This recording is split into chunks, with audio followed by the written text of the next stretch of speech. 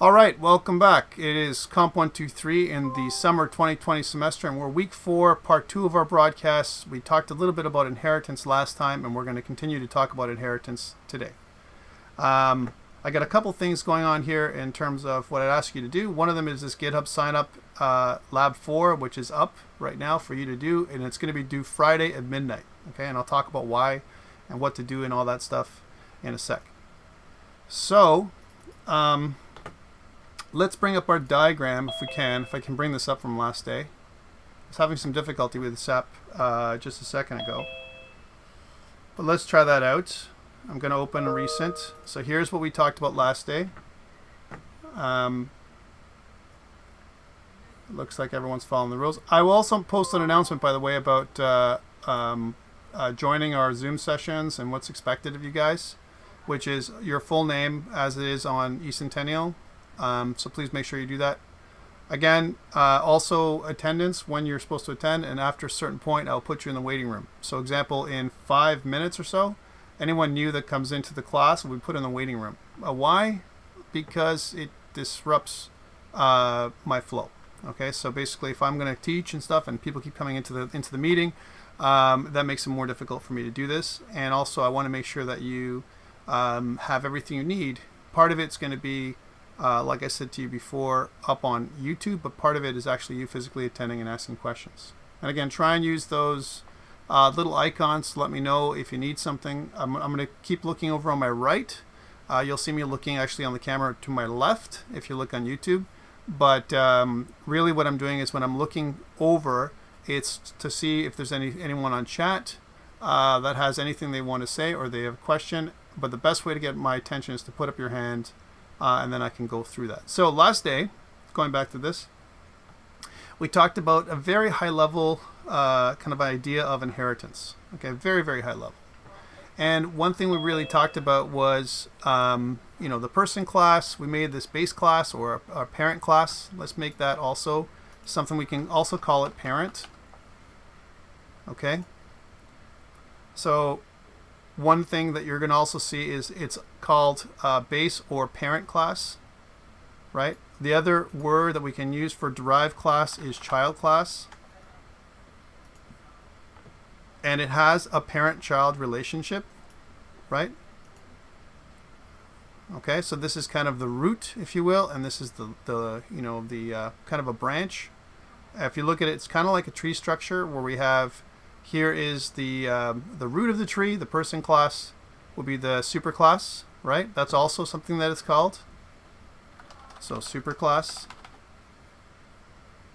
Okay, and you might see it in languages called super, right, as well. So parent class, base class, superclass, child class, derived class is also something that's that is also used, and a bunch of other words. Okay, and we're gonna see some of those later on. So please remember this diagram because this is very simply the way that inheritance works. First, we did kind of describe or create a person or a root class or a base class, parent class, whatever you want to call it.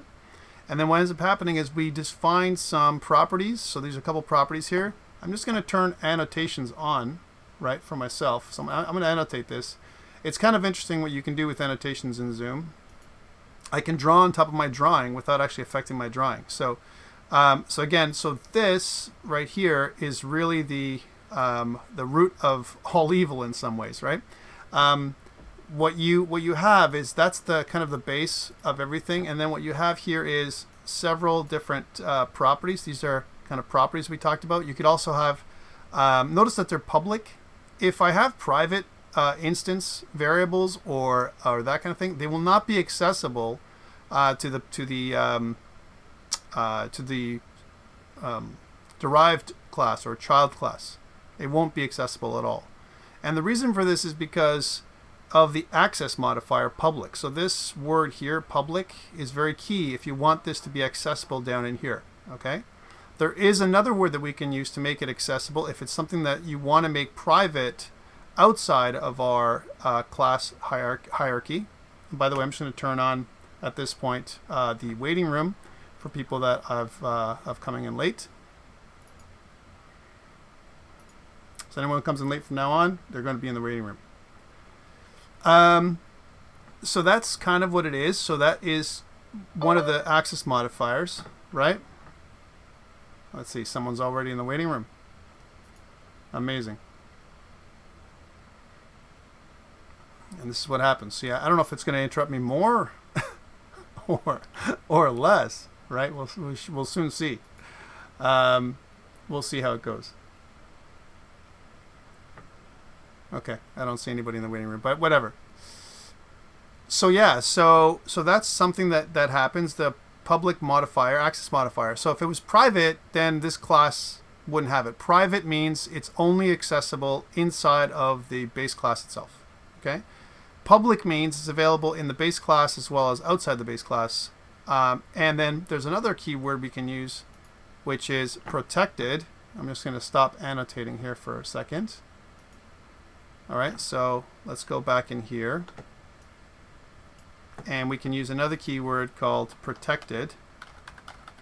Okay, so this is for your diagram for you, right? So that you can kind of mesh. So protected keyword. If I was going to use protected, then that also is something that is accessible in the child class. Okay, so if I use protected. Protected is like private, right? It's accessible down there as well. But it's only accessible in classes that derive from the base class. So if I was to make another class, something else, and I wanted to see something that was protected, it would be an access modifier or an access violation. You wouldn't be able to do it, right? But protected objects that are defined inside the person class, or the base class in this case, would be available to the student class. Okay? Are we good? Does everyone understand? Hey, this is the first test. You can put up your thumbs up if you want, or a yes, or whatever. If I look over at the participant, yes, you can see that. You can get the that little symbol that comes up if you go to participants tab, the participants tab. Thank you. If I see a few of those, then I understand that you guys are participating and that you understand. If I don't see those, if I see a lot that don't understand, that would be bad. You can also use chat, but I prefer the thumbs up and all that kind of stuff. It's much quicker. Okay, thank you for that. You can put that down. If you have a question, leave your hand up. If you don't have a question, so Shivani, do you have a question, or is that just you saying you understand?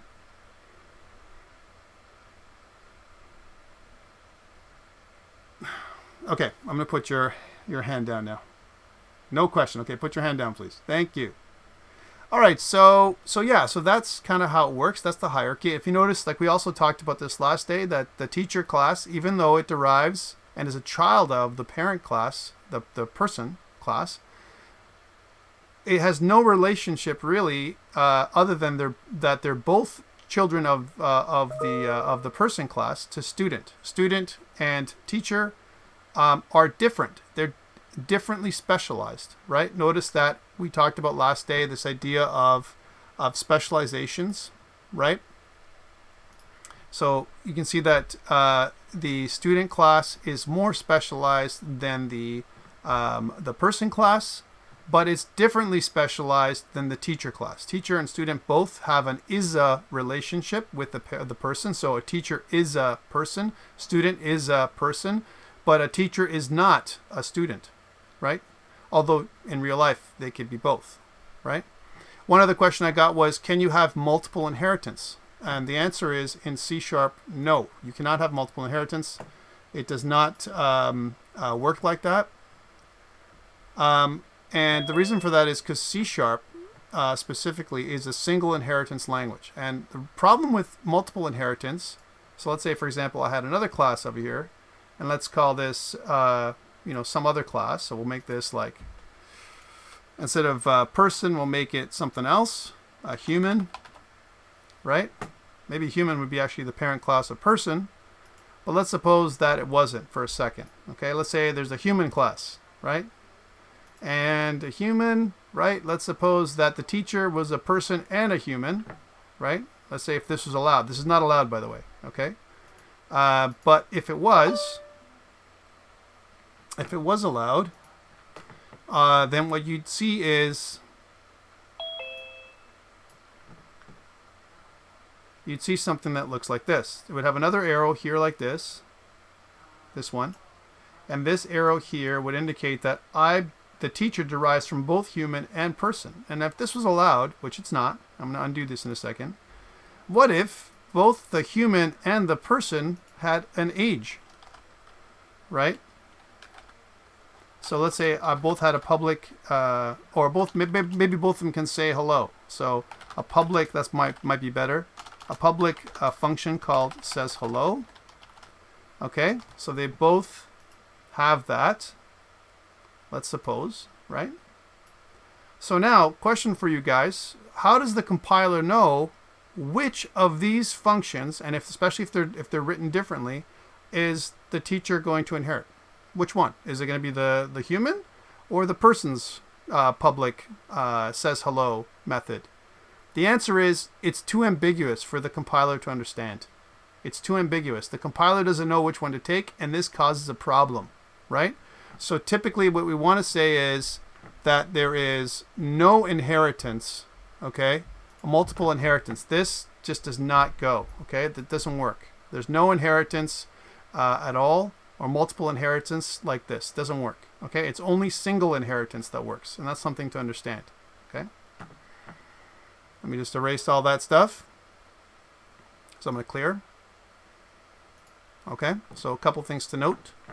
And we'll also undo, because I want to undo these things. All right, so again, great thing about this program is you can, like other programs, you can just undo, and it goes back to this. Okay, so that is kind of the example that I want you to run with. Okay, and that's something that's been recorded now on the video.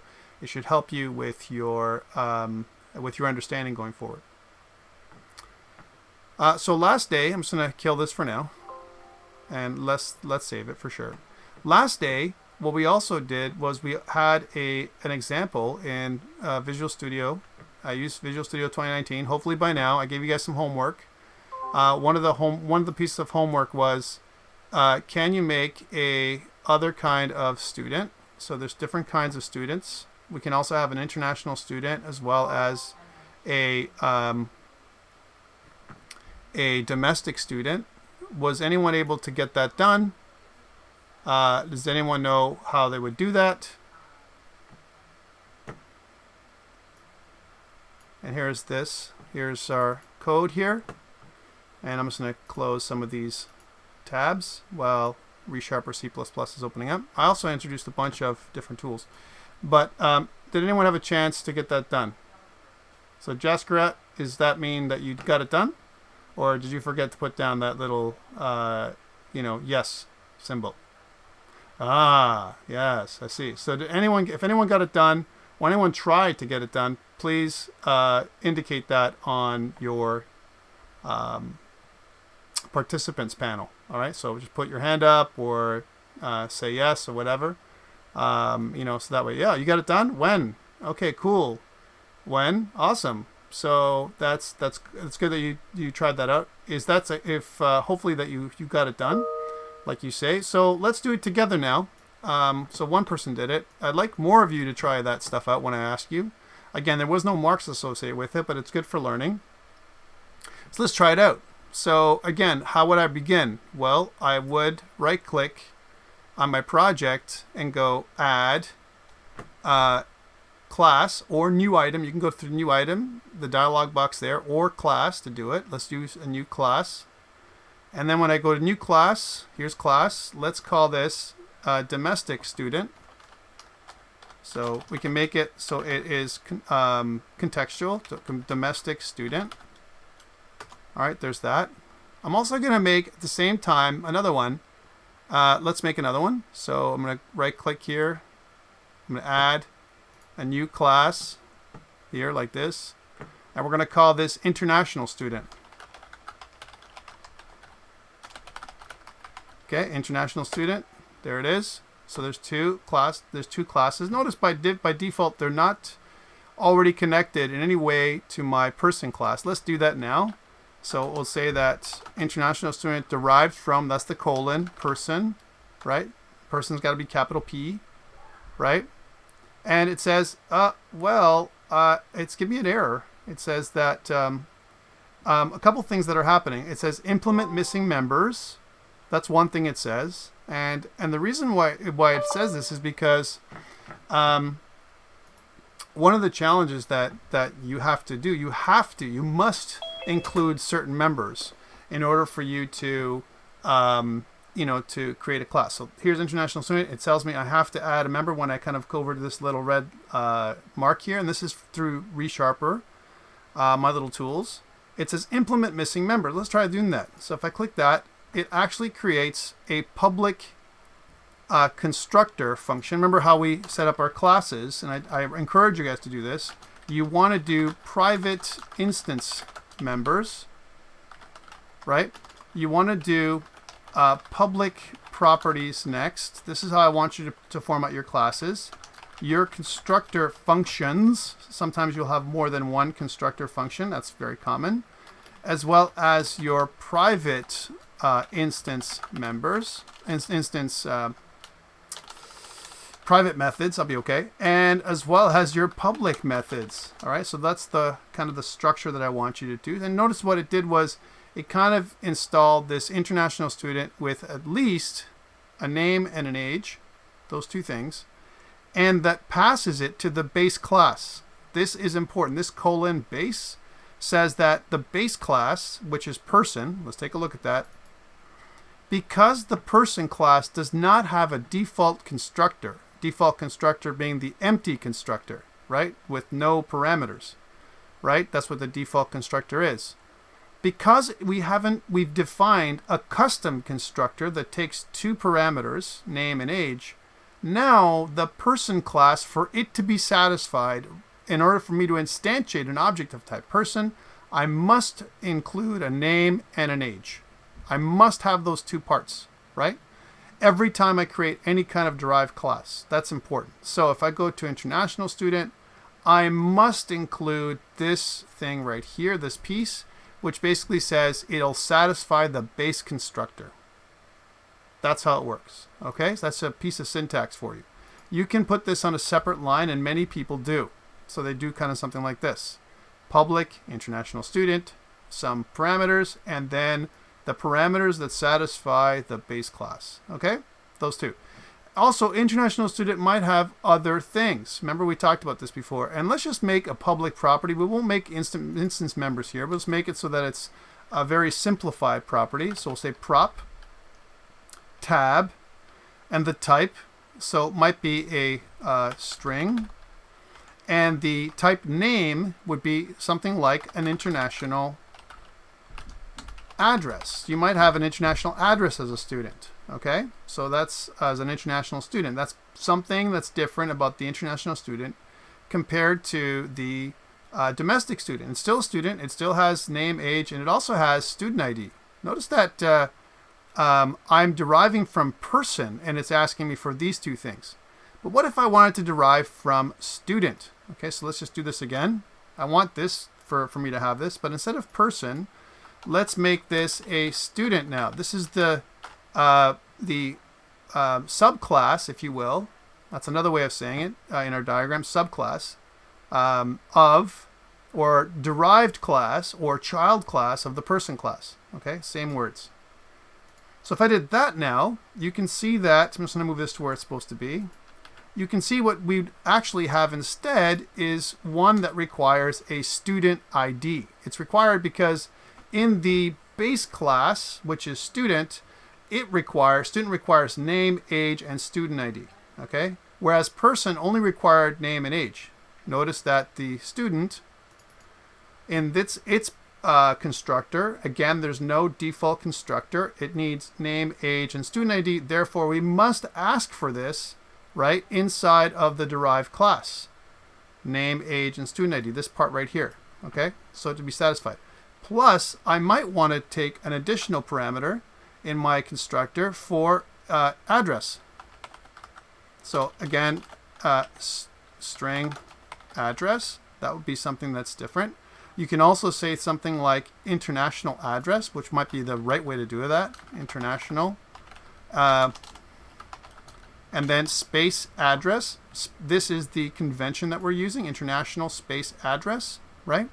And then, of course, inside of the constructor, you could do something like this, where I say the international address is equal to international underscore address, which is the parameter. One is an instance member or a property. The other one is a parameter. Parameter here, property there. Okay. So that is definitely one way of doing it. And if I was going to do the same thing really quickly, let's suppose we don't have any other methods. Maybe international students have an international language as well. It might be something else that they have, some other language that they speak, maybe. Sometimes people have the same language, or they speak multiple languages, right? It's perfectly fine. But you can definitely think about other properties that if you were going to describe a student, right, that's international. And what about domestic student? If we're going to do the same thing with domestic student again, it would be the same. Take a look. So if I go to colon, and then I said student as an example, and then I would want to have a minimum of my constructor being implemented. This part is required, right? Again, notice that it needs name, age, and student ID, and maybe here we'll have a domestic address. Domestic address, right? That's a new parameter. And here, of course, and just like I would structure things inside of my class, right? So there's my class. I would structure it just the same. I would have my private instance members here. I would have my public properties here. Oh. And I would have my constructor functions here. Constructors, we'll put constructors this time so you understand you can have more than one, right? And you may have, as well as I might also have, again, private methods and public methods. I want you guys to always do this. Whenever you make a class, put those 4 or 5 different comments inside of your class, and this will help you start structuring your class, okay? So you can, and also for people who read your code, a quick read, you can go down and go, okay, here's some private instance members and so on. In C++ and in other languages that have a interface that's separate from the class implementation, you wouldn't do it this way. But here in C#, it makes sense. Okay. So here, private instance members, public properties, constructors, private methods, and let's say for a private public property, I'm going to have a prop, which is of type string, and the name of it is going to be domestic address, something that's local, wherever domestic, what domestic means. And oops, I meant to go down here. Domestic address is going to be equal to domestic underscore address. Domestic address here, parameter, again I'm repeating myself, and here it is the property. Are we clear on this stuff? Again, I'm looking at the participants panel in order for me to see that you've got some agreement, that you have to understand. I should see some green check marks or a thumbs up or something for people who are clear. A hand, is that a hand that tells me, Nerly Beck, is that a question, or does that mean that you're clear? Maybe we can use the check mark, the checkbox or whatever, to understand that we're good, but the hand is if you have a question. All right, so this is kind of the way it works. Can't we get parameters from 2 classes? It really depends what you mean by it. I'm not sure what you mean by that, 2 classes. Again, there's no multiple inheritance, so I'm not sure what you mean. And this is inheritance. I'm just getting a parameter from a constructor function. But can I get multiple parameters here? I'm not sure what you mean, right? We are getting multiple parameters. I'm not sure if you mean other parameters. Okay.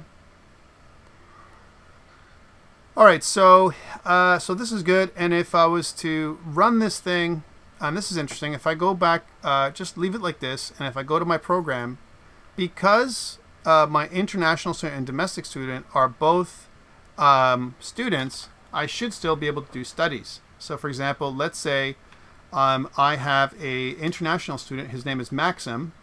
Let's say he's Russian, right? So I'm going to say that international student, right? His name is Maxim, right? And we're going to have this new international student kind of come up. We need the name Maxim.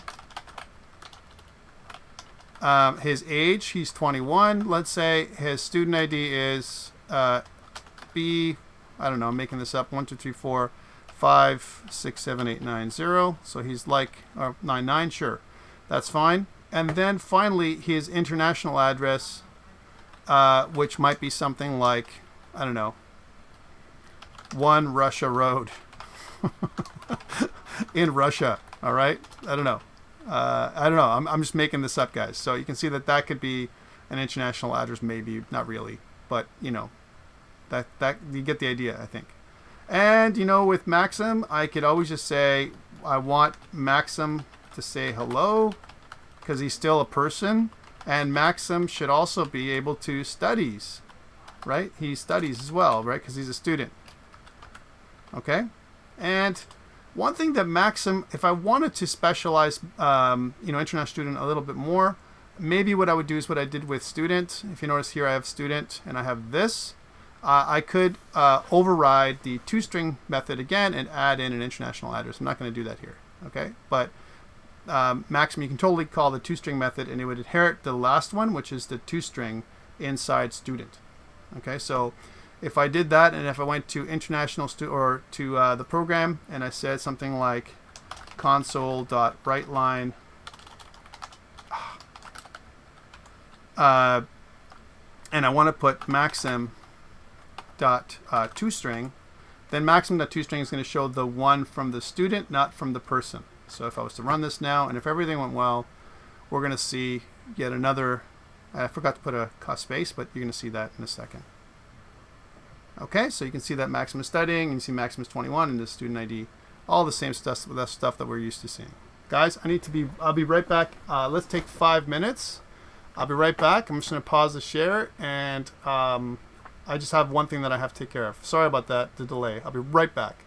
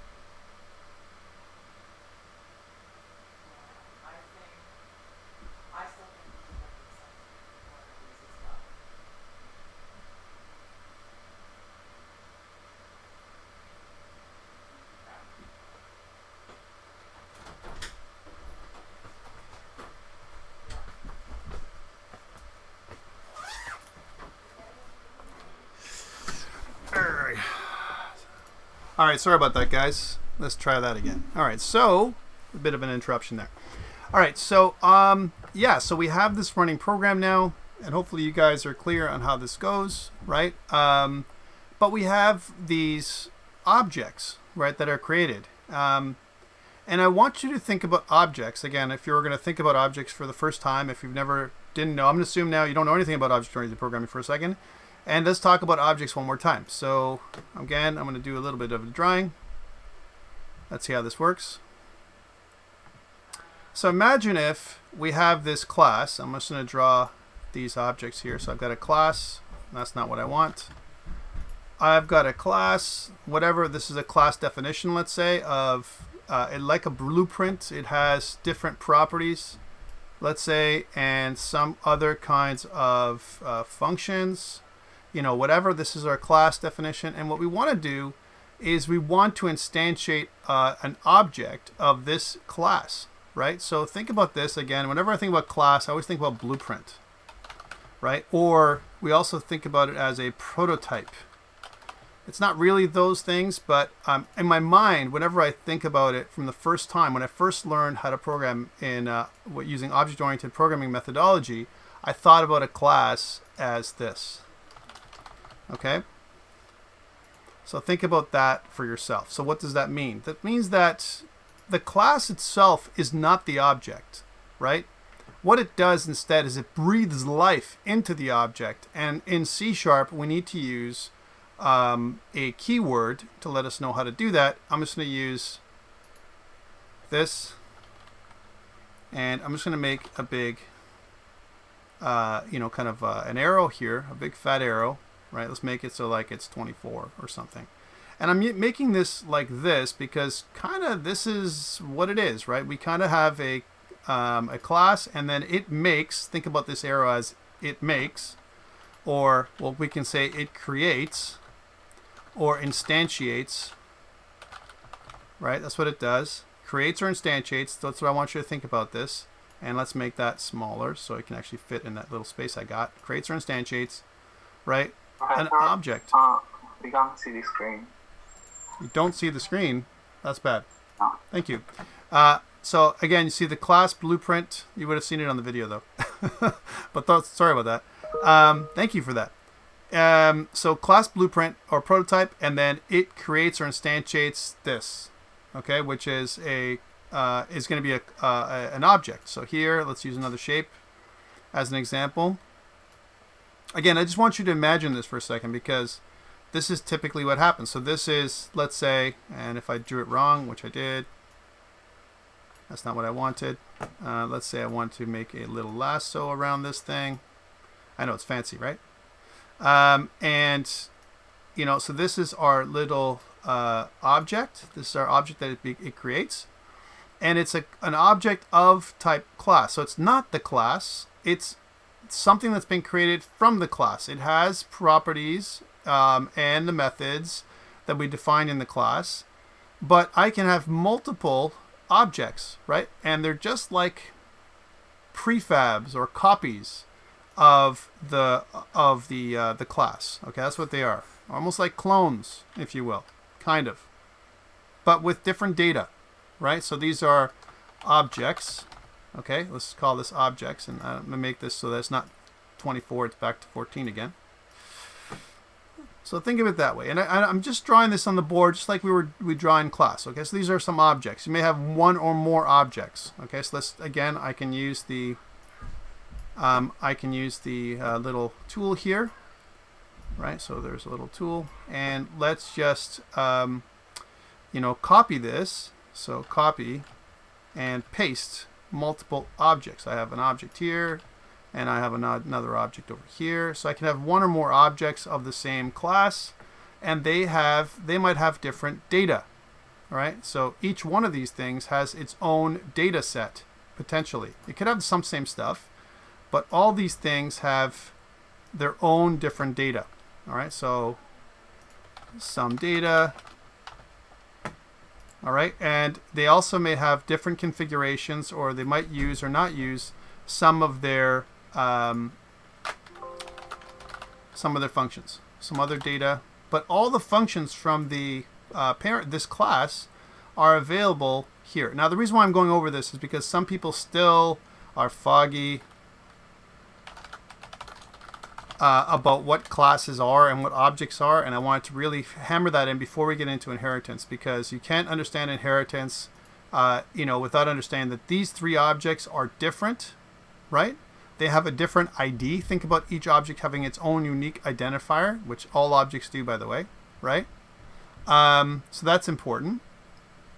But all the objects, chances are, have different data from each other. Otherwise, why would you want to create the same object a bunch of times? Unless in a video game, let's just call it a video game, right? Where you have, let's say, an alien class.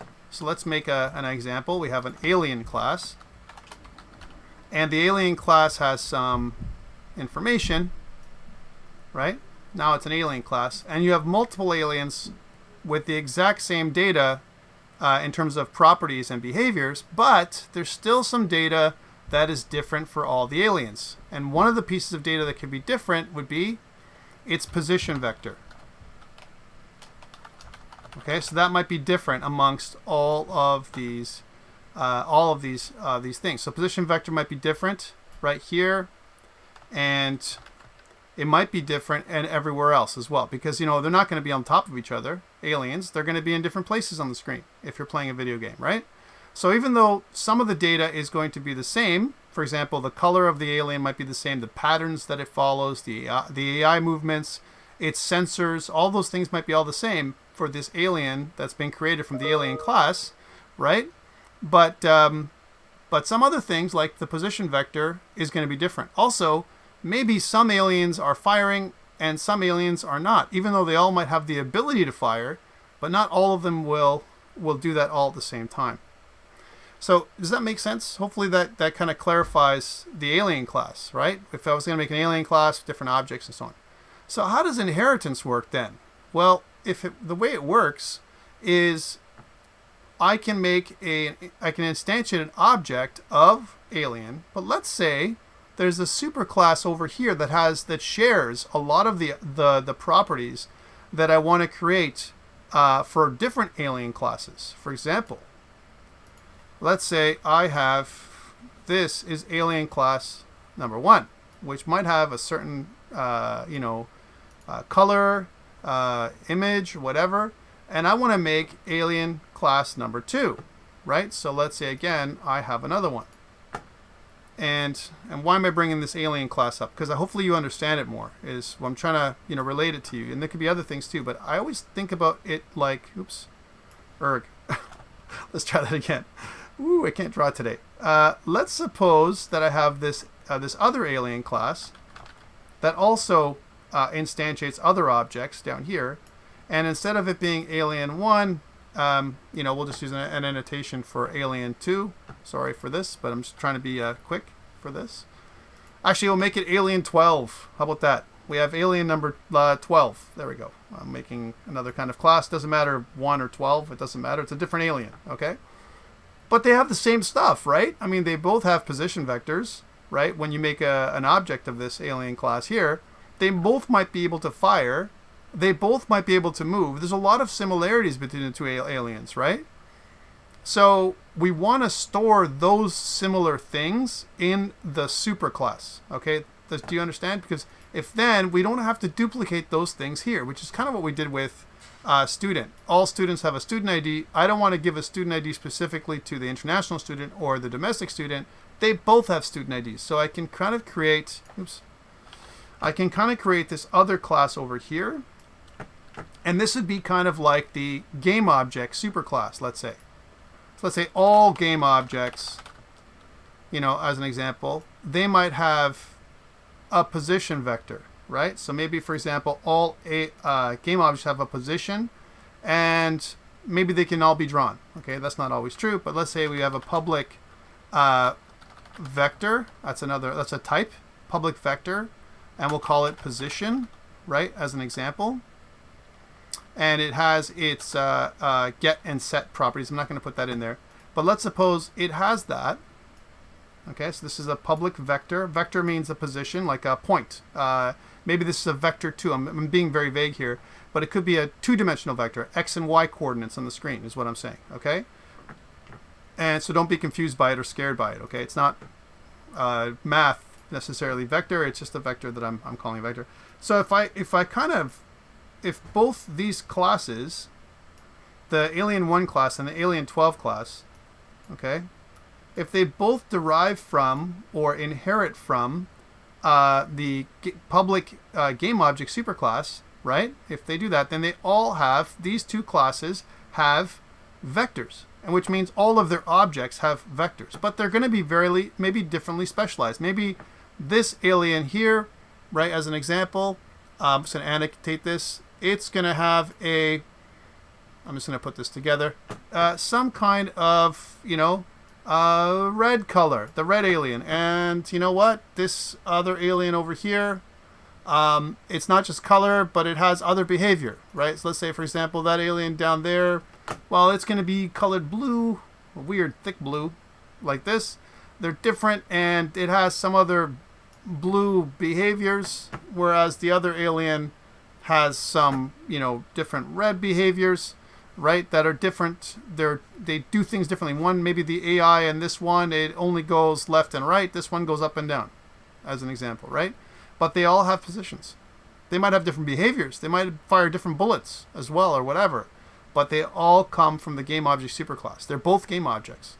They have an is-a relationship. The alien number 1 and alien 12, they both have an is-a relationship. The alien 1 is a game object, and alien 12 is a game object.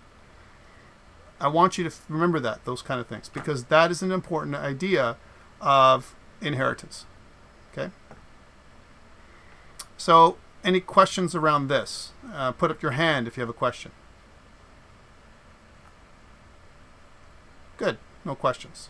All right. So, kind of straightforward, right? I mean, we got a game object superclass. We have some aliens. And, again, we can think of other really cool examples later on. A planet superclass and Earth and Saturn might be two different kinds of planets. You can even go more specialized. A planet that is, and this is something of a hint, maybe a future assignment might have something like this, where the Earth is more of a rock type planet, right? Whereas Saturn is more of a gas giant, right? So there's different classifications of planets. And because there's different classifications of planets, that means that, you can have different objects derived from those different kind of classifications. Sometimes classification is enough to make this inheritance chain. And I also want you to remember this. The inheritance chain that I talked about, and it can work just like a tree diagram. So you have kind of like the root of the tree, and I'm just going to make a binary tree here. So you have a couple of leaves, and then these ones have a couple of leaves, right? You can have this kind of structure here where it's a hierarchy. You might also have a single leaf down here, and maybe another one down here, and maybe this one over here has one, but this one has two. And sorry, let's move this out of the way so we can get rid of this for a second. So this has one that has two, and if I connect the lines, the tree diagram might look something that looks like this, right? Where I have a couple of leaves of each of the trees. Think about this, right? This is just a diagram. Think about this as a class graph, right? Or a class diagram, right? Where we have different possibilities. So now, again, if I looked at this kind of hierarchy, right? Can you imagine that, and we should know, I'm just going to draw it in blue again. I'm going to annotate this again. Let's make it a thinner line. We know that this one, although it has an is-a relationship with this one, this one, this one, and this one, this is the common ancestor on this side. But you can see that because they've been specialized here, we have a different specialization here and here, then this one has nothing to do really with this one. Only the only thing that it inherits the same, the only thing that might be the same between these two things is the stuff that comes from the root. All the other stuff is different. So it's almost like, if you think about this, I'm creating an organism, right? and I have the root organism up here, and then somehow it's evolved or mutated. I keep mutating the class until that this one here and this one here are totally different. And maybe what I should have done is use a different color. Let's just highlight that one, this one here, in another color as well. So I can say this one is not only blue but also red. Okay, so this is totally different. Why? Because I have some red traits. I got a red trait over there, and you know what? This one over here got an orange trait from this guy, so he's also orange, right? As an example, and other things. Okay, so they're different. They're different than each other. Okay, makes sense? Let's move on. So I think this is kind of more of an idea. We're just talking theory right now at a very high level. If you don't understand this idea, these things that we're talking about, then going forward when we talk about inheritance, you won't understand the rest. Okay, so I'm just going to save this diagram so we can come back to it another time. And you can see my marks are share inheritance diagram. And we'll make this a more complex version. More detailed. Okay. So that's kind of the other diagram, and this will be up on YouTube as well, so you can always refer back to it if you need to. All right, so that is the way that this all works. Let me just take away these annotations so we don't have those. Okay.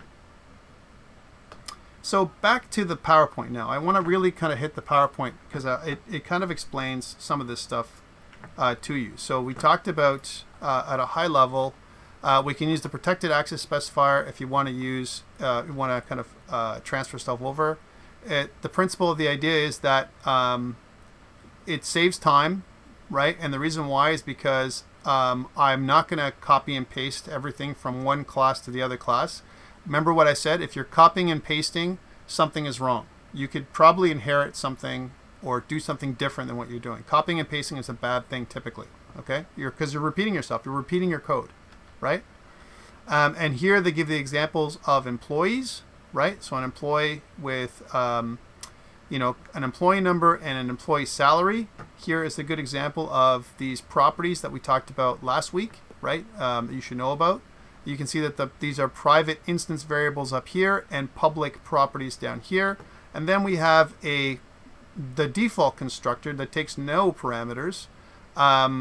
What you can do is you can create a greeting string that uses the employee number. Okay, so that's one way of doing it. And then it shows us the same kind of diagrams. This is kind of like a class diagram that you would see, right? And what you have here is the name of the class in the first field. The top part here. When we describe a class, the name of the class goes here. The parameters go here, and the properties go below that, and then finally you get the methods. Okay, sometimes it's different than this, and we'll talk about a pretty cool tool that you can use that's free. Let's talk about this now. So if I was going to just get you to describe your stuff, let's just bring up let's see if I can bring this over for you guys. Let's go to the web for a second. Here's another tool for you guys. So there's something called Star UML that you can download for free. Now, Star UML is a diagram maker for classes, right? And later on in your program here, you can download this from it. I'm not sure if I've downloaded it here. Let's see if I've got it. Star UML. I may not have it here on this desktop, laptop. Let's just download it together. So here, I'll give you this link. And then it'll be inside of your eCentennial. I'll put it there too as another link. I know a lot of links this week, but this is good. Star UML download. I recommend downloading it, but it's optional. If you don't want it, you don't have to, because we don't need it right now. But I will probably refer to diagrams like this in the future, and it's a pretty cool tool for free. It used to be part of something that you can do with Microsoft's Visual Studio. Microsoft Visual Studio doesn't do that anymore. So, because the diagrams used to be part of it. Now, no longer. It doesn't do it like this anymore. Not even for 2019. So if I download this thing, and it won't take long. It's a pretty small download. Okay, so, well, it's small to me. It's 127 megs. But for you, depending on your internet speed, that might be big, right? I'm going to run it. when it's ready. It's not ready yet. There it is. So you could be doing the same thing that I'm doing if you want. Now, star UML is not free, right? However, we can still use it, all right? Which is a great thing that the providers, the makers of star UML, allow us to use the tool in an evaluation standpoint. Notice it says unregistered. We're just going to evaluate, all right? And here what you can do is you can define yourself a class. So here's the class. And the great thing about this is you can drag the handles of the class, right? You can rename the class by double clicking. So let's do the same thing we did with, we're going to make the person class here. Here's the person class. And we can right click to add things like attributes. That's what they're called, attributes. So let's add an attribute. And you can see that the first attribute, the plus, okay, if I click on the attribute here, on the bottom, it'll come up. And notice it says visibility public. If I made it private, you can see that it's going to be a minus, all right? So minus means private. And you're going to learn this more in your class later on in one of your other classes, but I wanted to show you this as well. And the name here might be whatever you want. So for example, age, right? It's an age. And you also can also classify other things. Is it read order? Is it read only? Is it ordered? And is it derived? And blah, blah, blah, blah. Okay? So we can say other things. I'm not going to choose some of these things. These are other things for you to explore. But that is definitely a property. Let's add another one. So add a new attribute. Okay? And then the attribute, let's call this attribute name. Okay? Again, public visibility. You can see that there's the plus there. You can also add a different descriptor. So if you want to make it more of a property than to make it look like a property as opposed to an instance variable, you could certainly add your get set, right? So you can do something like get set to make it more descriptive, right? And if you click on age, you can do the same thing. So again, if I click on age, right? You can color it. You can do all kinds of wonderful things. This is a great little tool to do stuff. And there's other tools like this too. It's not the only one. Okay, so you can do this too to describe everything. It's a good understanding at a high level of how things work. And then I want to add a method. So I want to add, and notice that there isn't a method in here. It's called an operation. Don't be alarmed by it. Let's just use operation. Notice it has brackets by default. And we'll say that this says hello, right? That's the operation type. Is it static? Is it public? Whatever. If it was private, it would be a minus again. And there's also a protected. Protected looks different. It's a hash, right? And so on. Let's make it public. Okay, so that's what it is. And now what I want to do, if I go here, I can also say I want to, if I click away and click over here again, right? One of the great things is I want to kind of derive a subclass or whatever, or a child class, right? So that's definitely what I want, right? So you can see that I have a bunch of other things. I can add a class, I can add an interface, I can add components, right? A node, and so on. So these are all different things that I can do. Okay, but I can add another class, let's say, that derives from this class, which is important, right? So notice that the person class, right, it is not abstract. We'll talk about what abstract classes is in polymorphism. We're not going to get there yet, but it can definitely be something else. You can also copy paste, right? So copy paste. Let's say here's, instead of the person class, I've just made another one, and let's rename this thing. Instead of person, we'll call this thing student really quickly. And then the student doesn't have an age and a name necessarily. It just has a student ID. Okay, so there's student ID. And we don't have this. We can just delete those things. And this says hello. By the way, this is wrong because I put the extra brackets in here. You don't have to put the brackets. They're added for you. So in says hello, we'll say studies. Okay, so studies. Says hello, studies.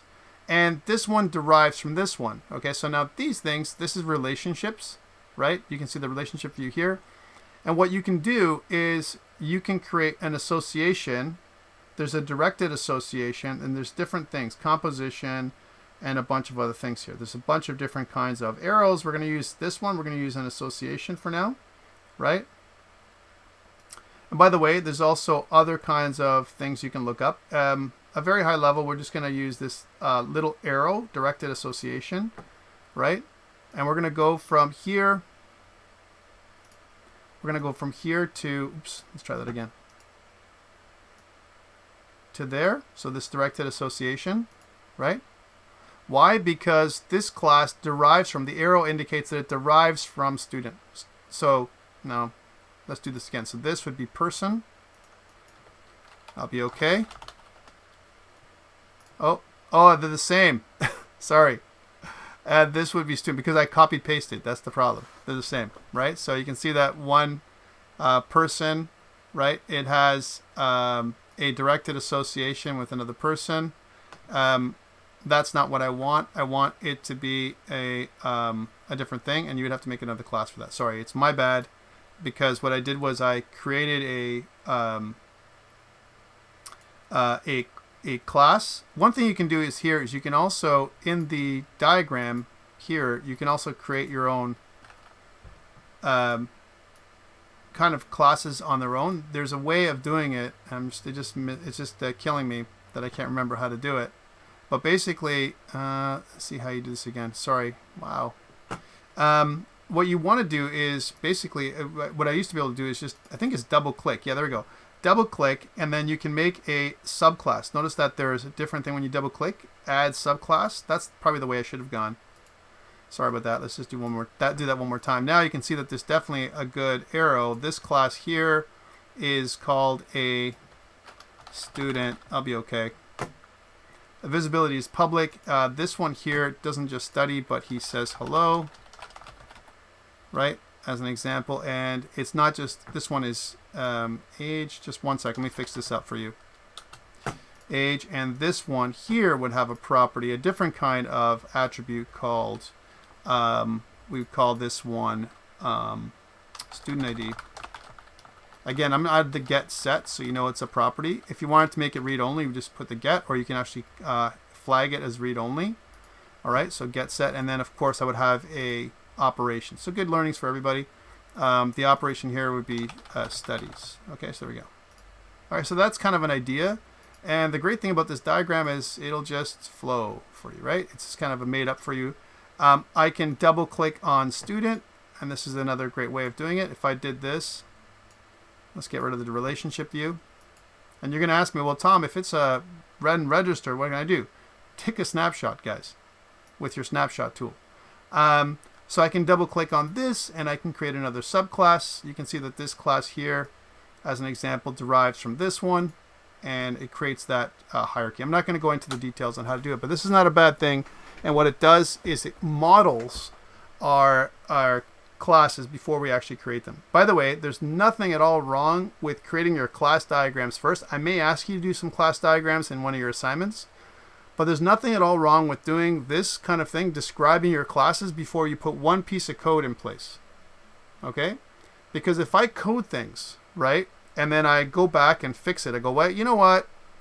I've got this international student. It's kind of like a student, and it's kind of like a person, but you know, I have some similar things. Maybe I can make a person class from it or something like that. Going backwards like that is not recommended, right?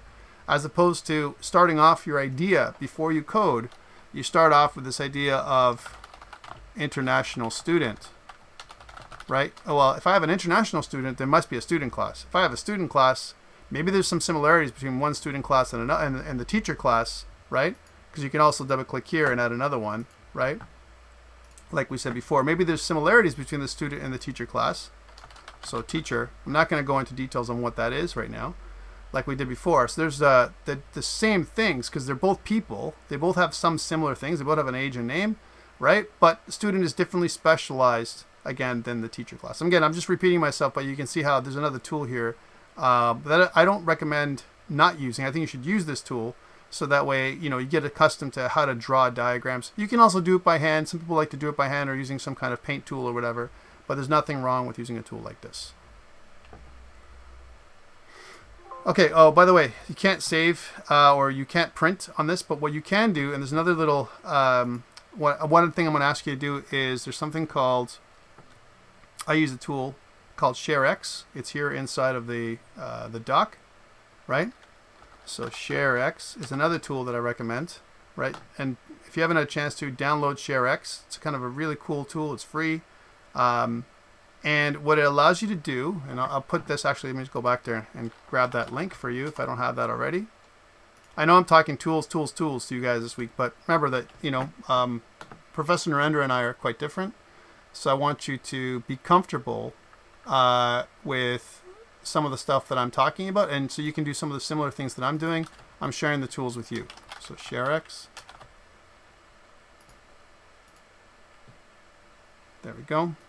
So it's up on eCentennial for you. I'm just putting all these links from this week, so you can always go back and go, hey, remember that tool ShareX that Tom was talking about? What was that again? And then you should be able to go down and use it. I'm just going to mark this as optional as well. So if you're interested in doing it, that's great. If you don't, it's not going to kill you not to have it, but it's kind of cool. So what does it do? Well, I have this diagram here. I'm just going to kill this. And I have this diagram, and I want to capture it and put it inside of my, thing here, my PowerPoint presentation, or I want to put it inside my assignment, right? So as long as I click away, and if I go down here to ShareX, you can configure ShareX to do this.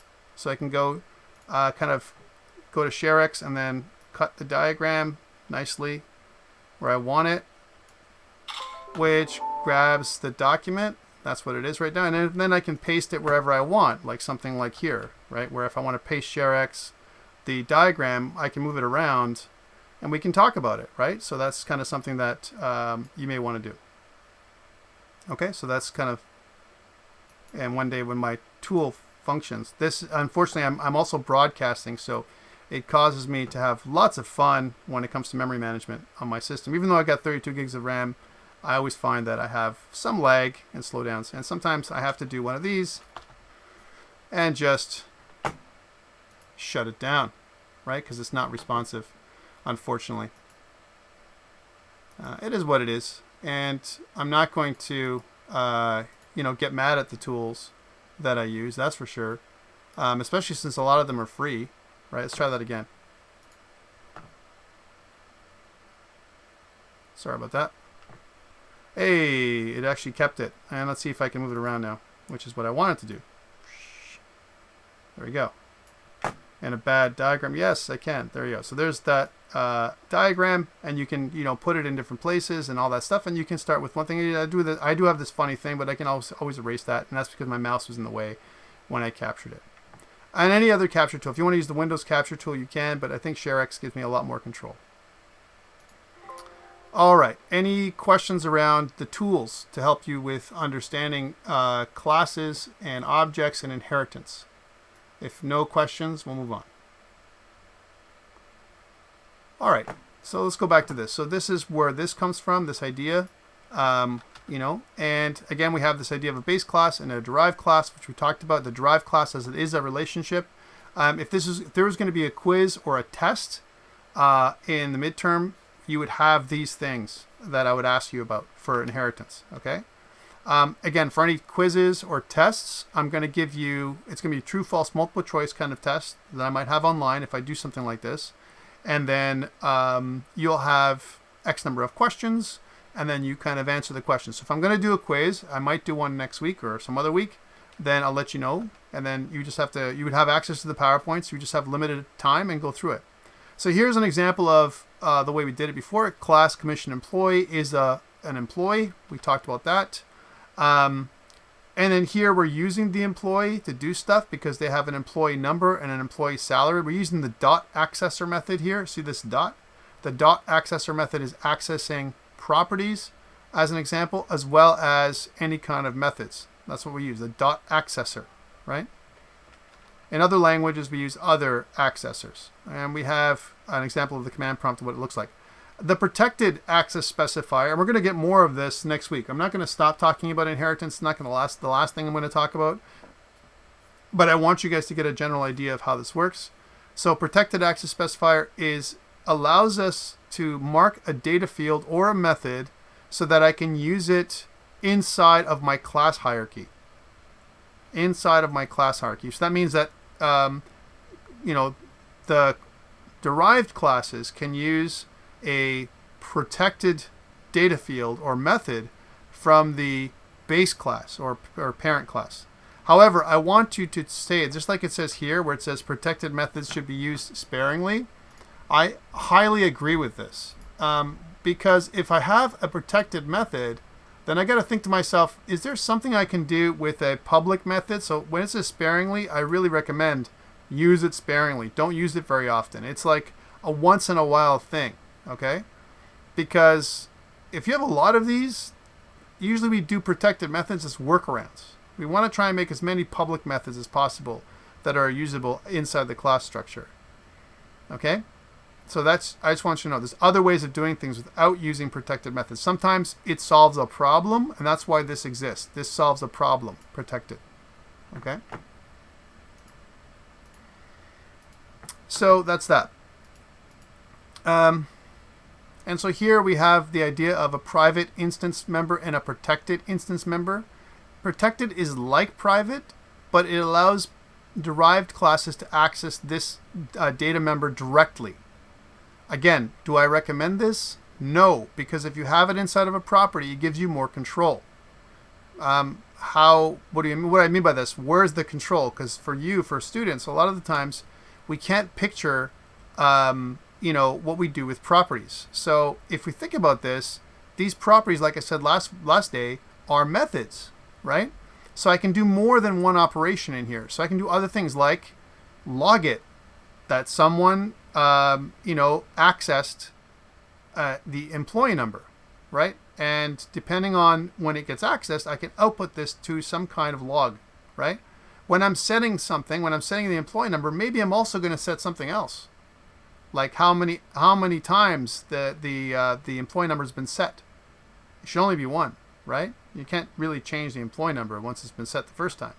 Okay, so there's other things we can do here to keep track for us, so that way it's much better to use our properties than to use the private or protected instance members directly. We don't want to do this. So that's why it's sparingly. Okay, I'm gonna keep going through here because this is kind of some examples of this. I'm not going to hit polymorphism right now. I'm going to try and hit polymorphism next week. But the idea of polymorphism is that, and by the way, it comes from, I'm a Greek guy, so I got to say this. Poly, from Greek, it's poly, right? Many. And morphe, right? Morph is forms. Morph, so many forms. Polymorphism. Many forms. Polymorphi in Greek, right? Polymorphism. And polymorphism means that I can modify or override class members or especially methods so that they do different things. And an example of polymorphism is our toString method, right? Our toString method uses the idea of polymorphism, right? Because I have different toString methods in my student class as well as in my my person class. So here's my person class. Remember we have this toString method right here? Well, this toString method has been written one way for my person class, but then when I inherit it into my student class, it needs to change to have better context. This change is a morph, or the shape has changed as well. Think about it as I'm morphing, or metamorphing, or transforming, if you will. All right, so I'm making the shape different. The implementation in here is different. The name is the same, right? But the stuff I'm doing in here is different. In a nutshell, that is polymorphism, right? And amongst other things. Okay, so that's kind of the two things. So inheritance and polymorphism kind of go hand in hand.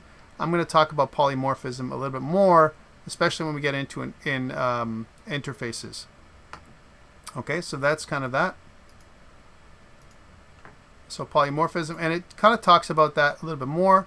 The idea of using something of, we can use the virtual keyword and all that kind of stuff to modify our properties.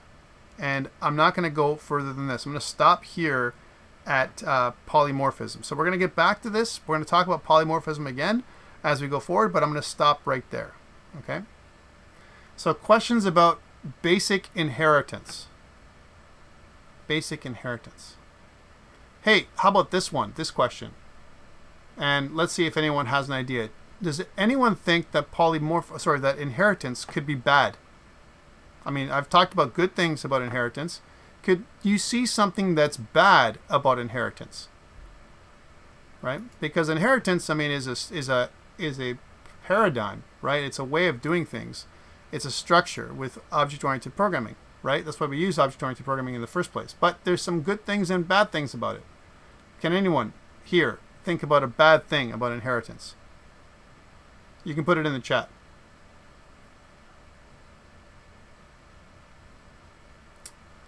Well, there are a lot of bad things. Remember we talked about this?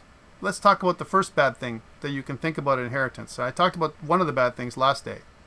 One of the bad things about inheritance is we drew the hierarchy like this, right? I said like, hey, here's one and here's another one.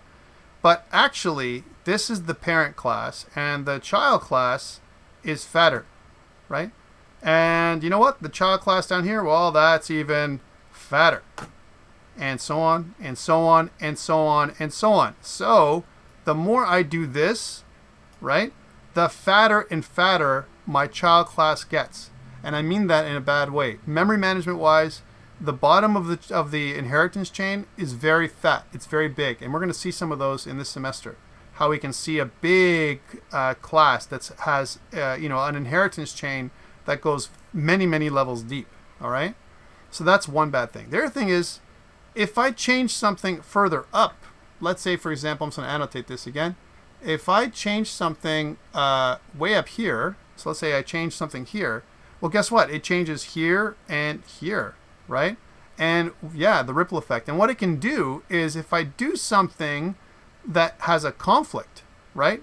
Something that, let's say, for example, this class depends on, there's a dependency chain too, right? This class depends on this class depends on this class, right? And it kind of creates, kind of this domino effect, a ripple effect. If I do something up here that changes everything down here, what may happen, right, is that actually when I do this, I break something in here and I break something in here.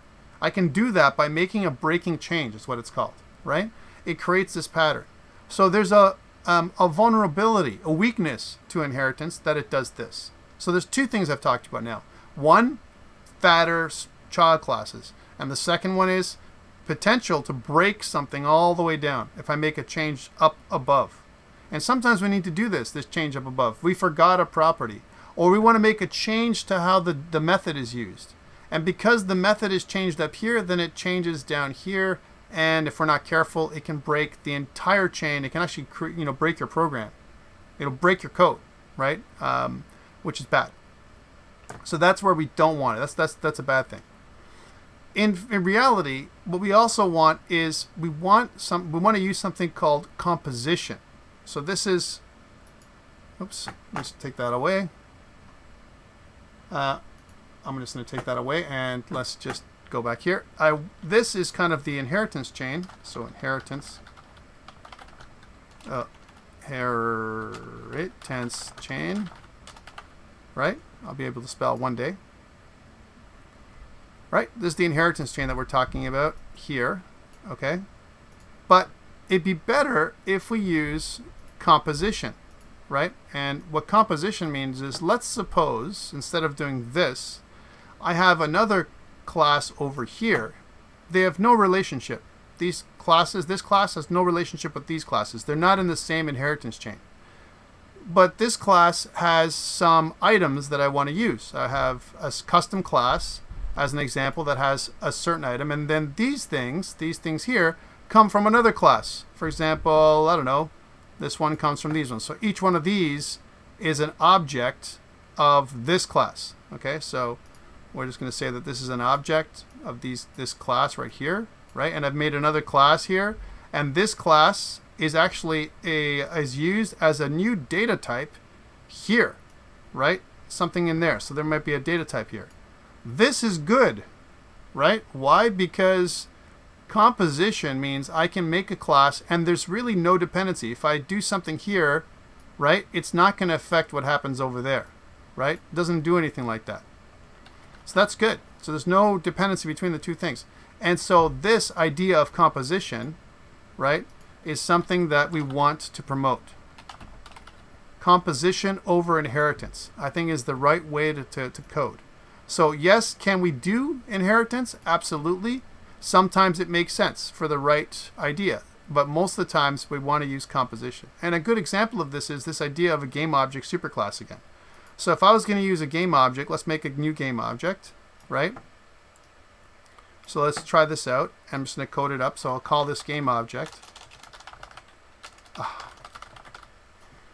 Okay, game object is pretty generic. Doesn't really mean a lot, right? I mean, it could be anything. It could be a button, it could be a game object. An alien could be a game object.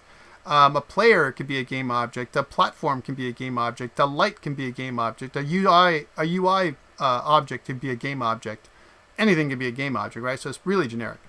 And we'll talk about how to use something so generic inside inheritance. We're going to use something called an abstract class. And again, that's part of polymorphism, which we'll get into with interfaces.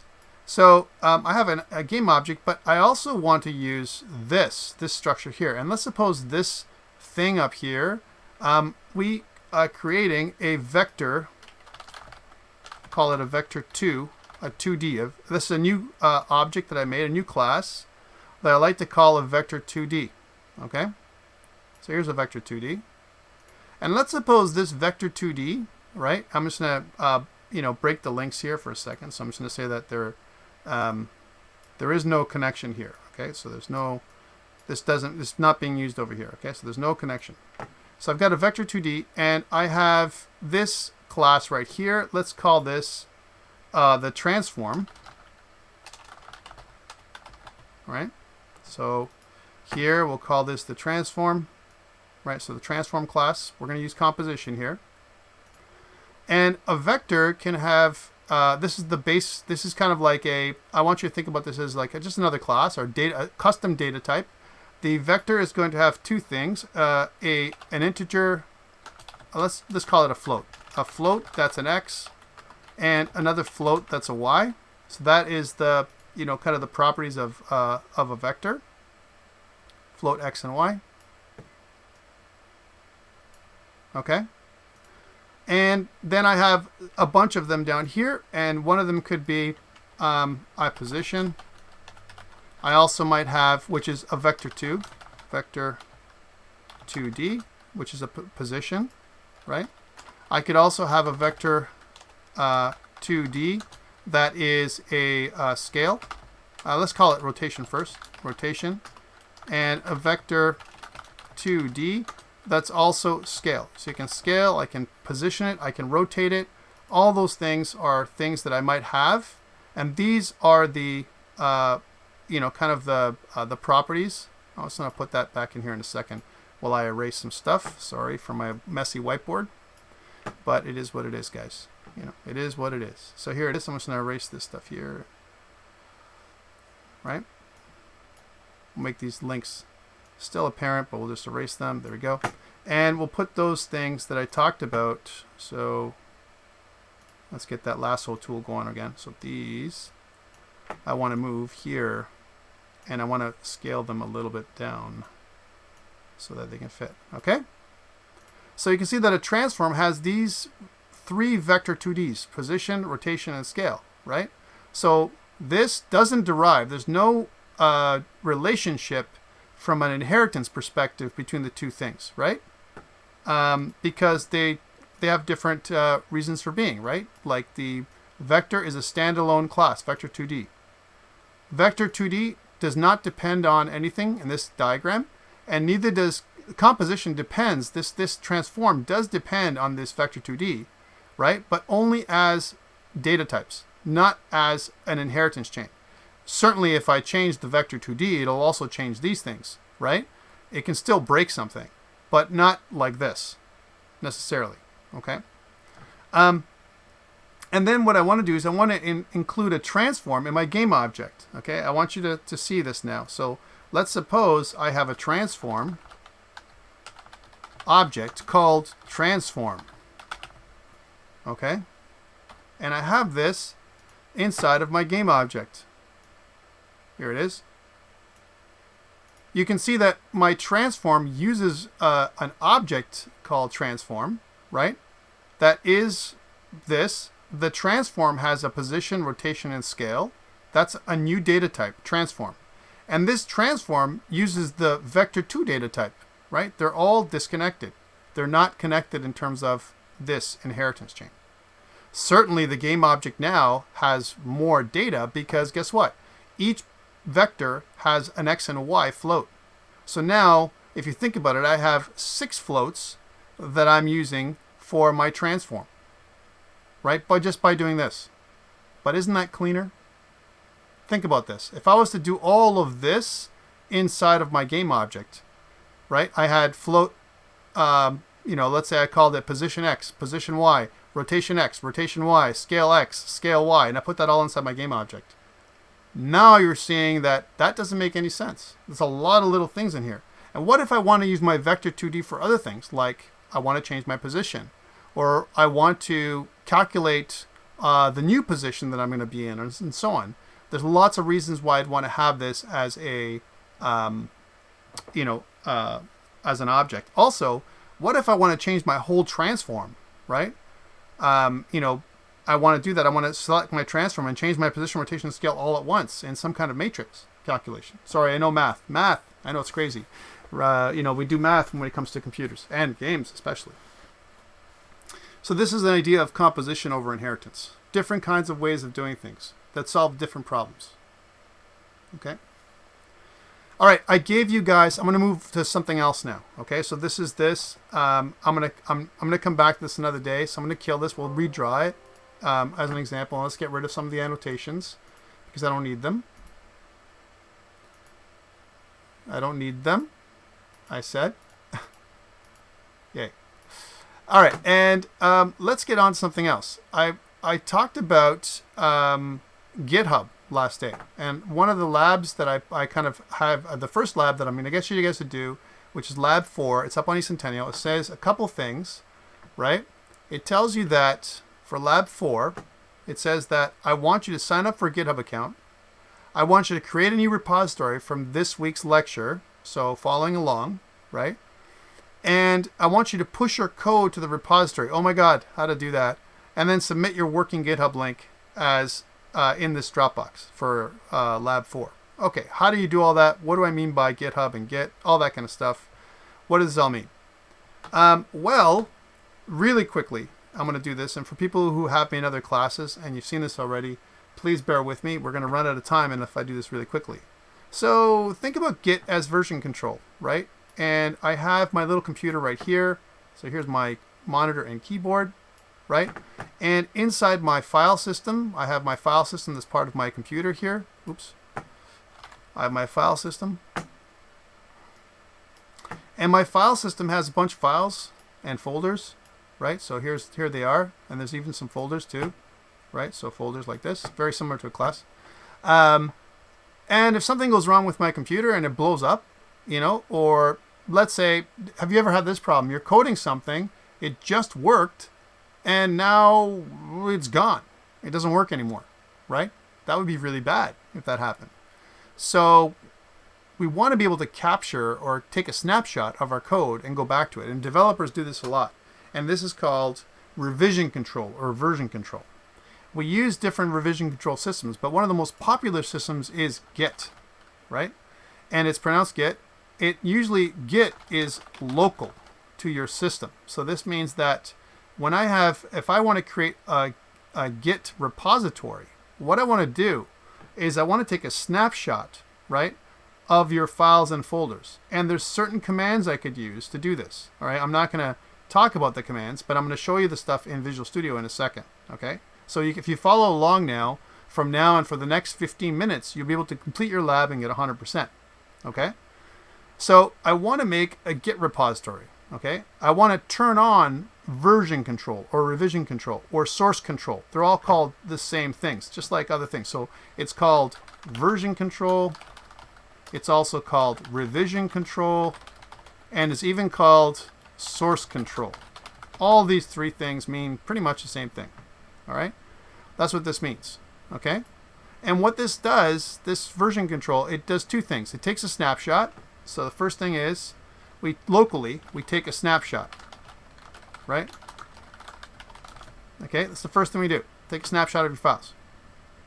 And when we call this, once we take a snapshot, we have to name the snapshot. Okay? And when I say snapshot, think about it as an image, or I want to capture the state of your files the way they are. We want to name the snapshot. And usually this is called a commit. Okay, that's what it's called. Okay? It's a name that we use to say, I've named my snapshot. Okay? A commit. Very, very high level, guys. All right, so name snapshot. Let's move this out of the way so you don't have to see it. So once I've named my snapshot, it's called a commit. And then what I want to do, once I've done this, right, I'm good locally. I can always go back and keep on, take another snapshot, name it, take another snapshot, name it, and I keep doing that over and over again. Yay! But what happens if your computer burns, right? Your computer breaks down. You know, we're doing things live on the internet here like this. You get a virus, something happens, God forbid, right? And you lose all your files. This would be a bad thing. So what we want to do is share our files on a cloud provider. All right, share our files on a cloud provider. So there's our different cloud providers. I'm just going to try and see if I can make an ugly cloud. Here's an ugly cloud over here. All right, and there's a cloud provider. As an example, one of the most popular ones is called GitHub. Okay, there's GitHub. GitHub is not Git. Okay, GitHub is a cloud provider that allows you to take your snapshots. These snapshots are actually held in something called a repository. The repository, or repo for short, so all this stuff here, these snapshots, are held inside of a repository. So, repository. Okay. This repository, by default, right, is locked inside of your files. This repository, right inside of your computer. What we want to do is we want to take this repository, clone it, and push it up to GitHub, right? So GitHub can have a copy of it, right? It can have a copy of your files, and it can also have various snapshots called commit that you can see up here on GitHub. So let's just draw that part. So I want to take my snapshot, and I have another repository on GitHub. We'll just call it a repo for short. Same thing. It has the same files structure. It's not like Google Drive. Okay, you can't directly access the files and folders from it. You cannot do that. All right, you can only push or pull from it. And in order for me to push and pull, we need a connection.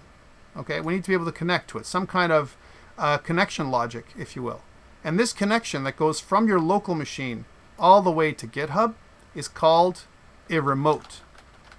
That's just the name of it. Okay? So this is your remote. Okay? And this remote, what we can do with it is I can push to the remote into GitHub. So I can push this way. Right? Or I can pull from GitHub down back into my machine. Okay, so this is kind of very high level of how GitHub works, right? And so I can push. Well, that's really low. Let's make that 14. Sure.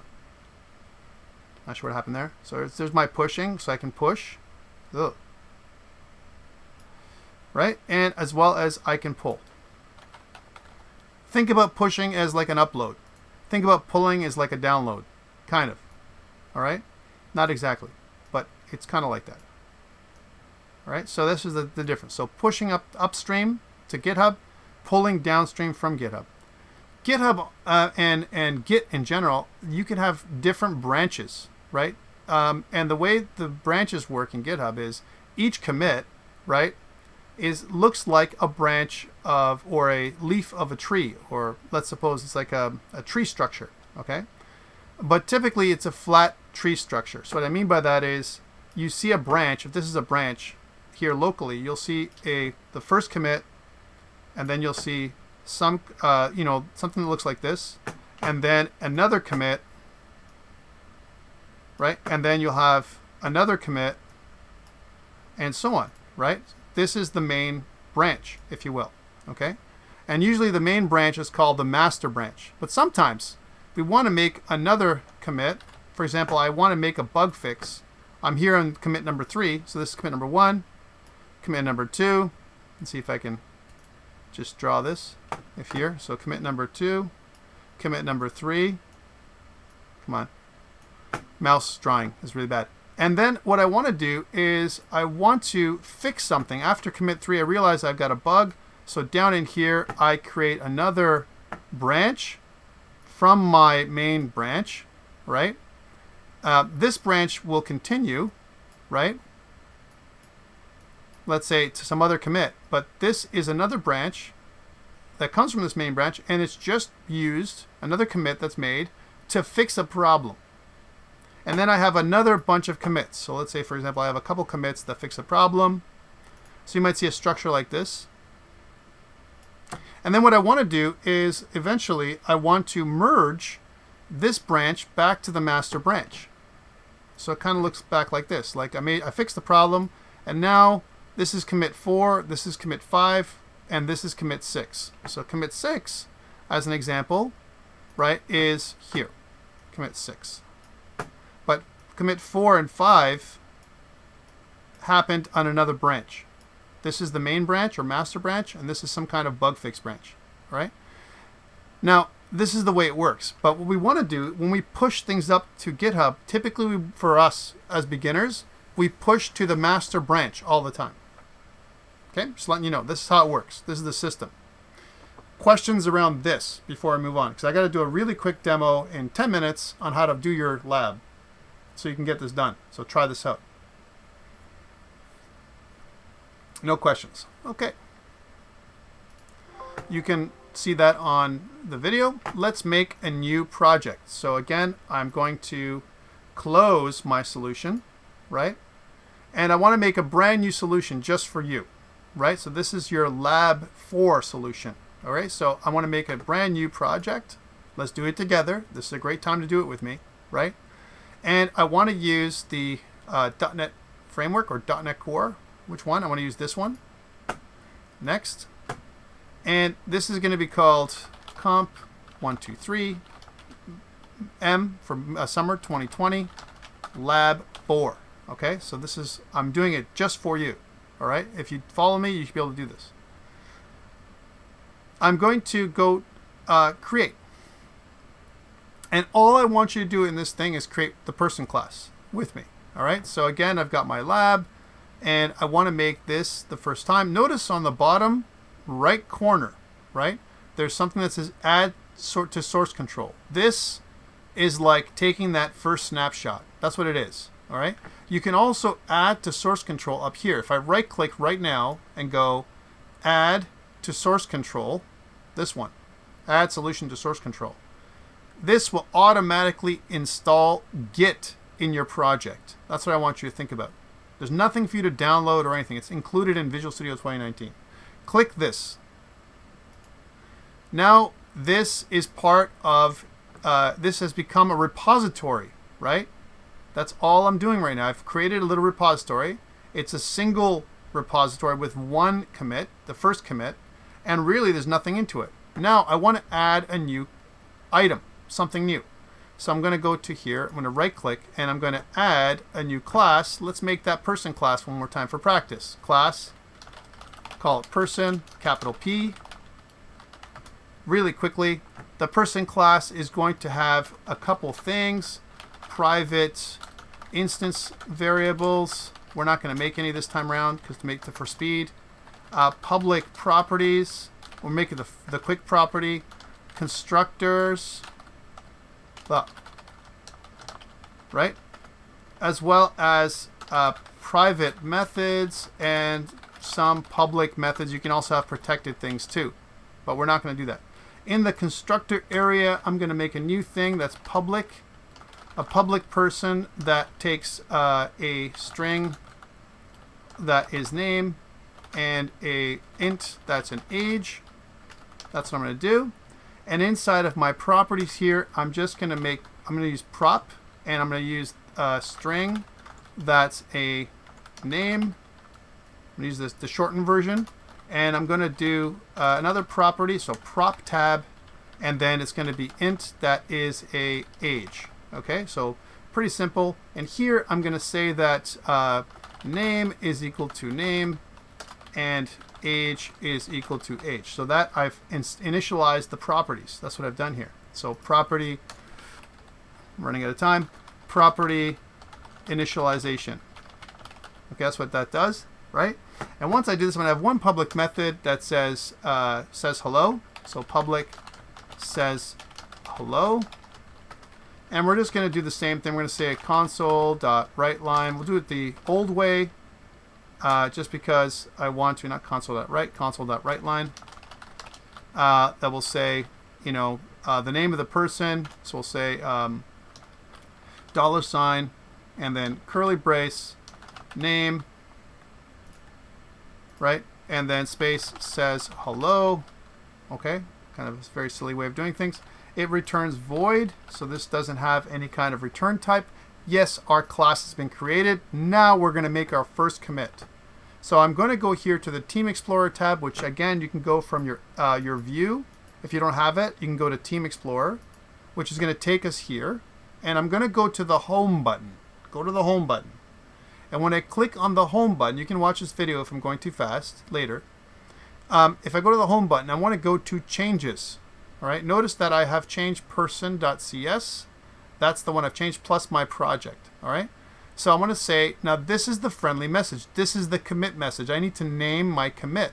And I'm going to say that I added the person class. This is my first commit. I'm going to click commit all. And this is my first commit locally. I haven't pushed this change to GitHub yet. Remember, I talked about this last time. Get the extension. If you go to Manage Extensions, you should have already the extension for GitHub extension for Visual Studio. You may have to download this and then restart Visual Studio after this, when you watch this video again, right, in order for you to do this. But if you have the GitHub extension for Visual Studio, the next steps become easier, right? So now, all I have to do is, if I go to Home, this is for your lab, sync. And notice there's nothing to sync yet because I don't have a repository online. Now, in order for this to work, the dependency is you must have a GitHub account. You must have a GitHub account. You don't need to have any repositories yet, just a GitHub account. So if you don't have a GitHub account, that's part of the lab. Get a GitHub account. Publish to GitHub. Click this button. All right. When you publish to GitHub, you can choose the account. Here, it's me. This would be you instead. But instead, I'm just going to put it to Centennial College because I have other accounts. For you, you just use your account name. Okay. The name of the lab is automatic. This is something that gets added automatically. And I do not want to make private repos. I want to make a public repo. So don't check this. Then click Publish. Now, what may happen after this for the first time is it's going to ask you to log in. And there's also a configuration step. I'm going to talk about this configuration step that you can do ahead of time. But I'm going to click Publish. And what this is going to do, in no uncertain terms, it's going to create a public repository on GitHub. Automatically. It's done after this. This is what you require to do for your lab. Lab number 4. And I'm going to get you to do repositories like this for every assignment after assignment 2. If assignment 2 was given to you by Professor Narendra, there's no requirement. But for assignment 3, 4, 5, whatever I'm going to give you, other labs in the future, they're all going to require GitHub. All right, that's one of the requirements. If I go to Home again, you can also go to Settings. And Settings, there's 2 settings. One is Repository Settings, and the other one is Global Settings. So this is my global settings. I'll show it to you. My name, you have to put your name in there, and the GitHub email address that's associated with your GitHub account. You must put this in there, or else it won't know who you are. All right? You only need to do this once and never again. Once you've done this the one time, it's going to know who you are and you're good to go. You also may want to enable download of author images if you're working with somebody else, but this is an optional click. All right? I've enabled this little settings thing. So you do this first and then you push to GitHub. So what does GitHub look like? Again, if I go back here, I can go to my GitHub link, right? And of course, if I go to github.com, this would be your link, but let's go to my account. So this is Centennial College. Somehow I own all of Centennial College. Not true. I actually just created something called an organization called Centennial College that I use. All right? But it's actually me. This is still me. Okay? So here you can see clearly that the lab is up here. And guess what? If I click onto it once, I have the link up here. This is the link that I want you to give me. Don't give me the link to your GitHub account name. That would just be this part from here, this way. I don't need that part. I need the whole thing. That's what I want you to submit to me up on eCentennial. I don't want your code in a zip archive or anything like that. Just the link. And that might require for you to create a little empty text file or something that you populate the link in. But notice I have 3 commits, 3 snapshots. 2 of them were made from Microsoft, right? The Visual Studio stuff. The first snapshot was it created something called a git ignore and git attributes files. Don't worry about this for now. It added my current project files to my commit, my first commit. This is my first commit. And then this is my commit that I made myself. Even though it shows it's me, these 2 are actually made by the system. This one is made by me. Okay? Let's do one more and then we'll be done for the day. All right? So I did this with my person class. I want to go to my solution now and I want to instantiate an object of type person. So in my program, I want to say a couple things. First, let's do that console.readline so it doesn't go away. Console.readline. Right? And then I want to do that instantiation part, which is person, we'll say Tom is equal to a new person. You put your name, please. And the name is Tom. And my age is, I said 40, not true. And what I can do here is I can say that Tom.saysHello. Yes. And then this is all I need to do. So I've modified the program so I can instantiate an object of type person. Instantiates object of type person. That's what it is. And then I use the saysHello method with the dot accessor. Use saysHello method with dot accessor, which is this little dot right here. That's the dot accessor, right? Okay, so that's why I use it, and that's what it does. Let's run this thing. I'm testing it to see if it works. Our little lab here. Yay! Tom says hello. Wonderful. Now I want to put this, I want to make a new snapshot. So I'm going to go back to Team Explorer. This is the process you're going to do, right? I'm going to go to Home. I'm going to go to Changes. Follow me on the video if you can't follow me now, guys. And then I'm going to go instantiated object of type person. That's what I did. That's all I did here. Instantiated object of type person. You can put more details, but don't go too heavy with the commits. The message should be fairly short and descriptive. Commit all. That's locally. That's committing locally to your system. And now you're going to do the next step. So first, make a snapshot. Second, go home, sync. And now you have this option to push for the second time. So if I click push here, then it's going to push to GitHub. And it says initiating push. And sorry, I know my I'm cycling here for a second. Bear with me. It's pushing to GitHub. And if I go back to GitHub now, sorry, I know I'm running over time. And if I refresh, you can see now that I added this commit. But the link I want is this link. I want you to submit that one to me from your GitHub account. If your GitHub account is empty, if your link doesn't work, you'll get 0 for your lab. So please test your link before you upload it. Okay? I'm just letting you know that this is required for Friday at midnight. Friday at midnight. Okay, that is part of the requirement of your lab. These 4 steps, okay, that I want you to do. Questions around this, I will take after I stop recording. We're running out of time. I'm going to stop recording now, and I will take questions for anyone who wants to stick around after class. I'll be here to answer your questions until hopefully I've answered them. Okay, so I'm going to stop recording now.